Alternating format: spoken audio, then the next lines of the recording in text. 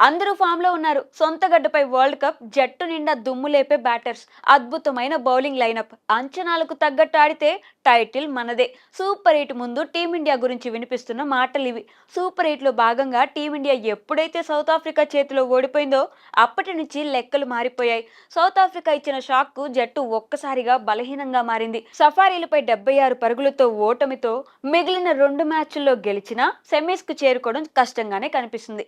South ఆఫ్రికాపై ఓటమితో ఊహించని కష్టాల్లో పడి సెమీస్ అవకాశాలను సంక్లిష్టం చేసుకుంది. ఇలాంటి సమయంలోనే భారత జట్టు పరిస్థితులకు తగ్గట్టుగా ఒత్తిడి తట్టుకొని నిలబడే విరాట్ కోహ్లీ లాంటి ప్లేయర్ను మిస్ అవుతుంది. ప్రస్తుతం టీమిండియాకు కోహ్లీలా నడిపించే ప్లేయర్ జట్టులో లేడు. యాంకర్ ఇన్నింగ్స్ ఆడుతూ యంగ్ క్రికెటర్కు సలహాలిచ్చే విరాట్ జట్టులో లేని లోటు స్పష్టంగా అర్థమవుతుంది.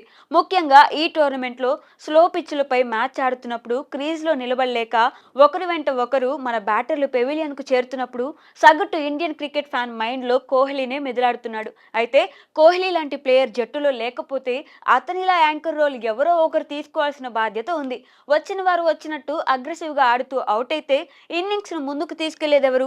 టీమిండియా బ్యాటింగ్ను ఒక్కసారి గమనిస్తే జట్టులో ఉన్న బ్యాటర్లు అందరూ అగ్రెసివ్గా బ్యాటింగ్ చేస్తారు. ప్రత్యర్థి బౌలర్లపై అటాక్ చేస్తూ వారిని ఒత్తిడిలో పడేస్తారు. అయితే ప్రతిసారి అటాకింగ్ విధానం వర్కౌట్ అవ్వదు. సౌత్ ఆఫ్రికాతో జరిగిన సూపర్ 8 మ్యాచ్తో టీమిండియాకు ఇది బాగా అర్థమై ఉంటుంది.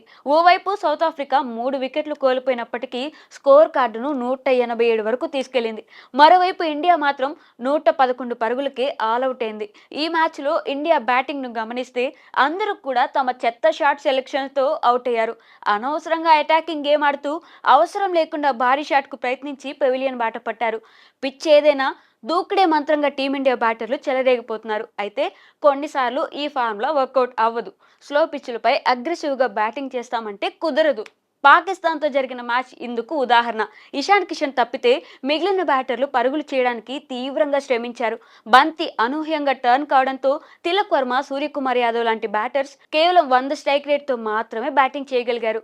ఒకవేళ ఈ మ్యాచ్లో ఇషాన్ కిషన్ త్వరగా అవుట్ అయి ఉంటే టీమిండియా పరిస్థితి ఊహించుకోవడానికే భయంకరంగా ఉండేది.